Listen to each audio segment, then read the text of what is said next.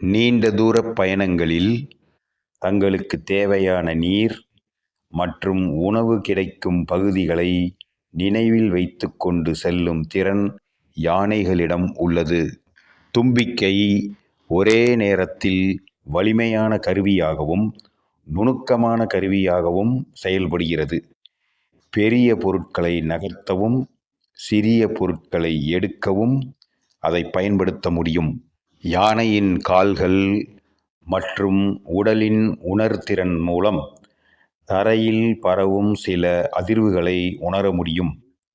இது தொலைவில் உள்ள யானைகளின் தொடர்புகளை கண்டறிய உதவலாம்.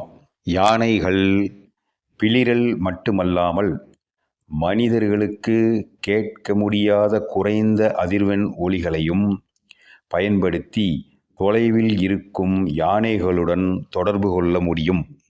கூட்டத்தில் உள்ள மற்றொரு யானை பாதிக்கப்பட்டால் அதன் அருகில் சென்று கவனம் செலுத்துவது போன்ற சமூக நடத்தைகள் யானைகளிடம் காணப்படுகின்றன.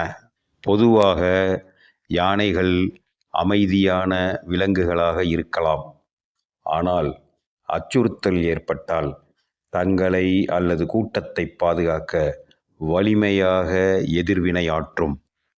இந்த இயற்கையான குணங்களால் தான் இந்திய மரபுகளில் யானை ஞானம், வலிமை, பொறுமை, வளம் மற்றும் குடும்ப பாசம் போன்றவற்றின் அடையாளமாக காணப்படுகிறது.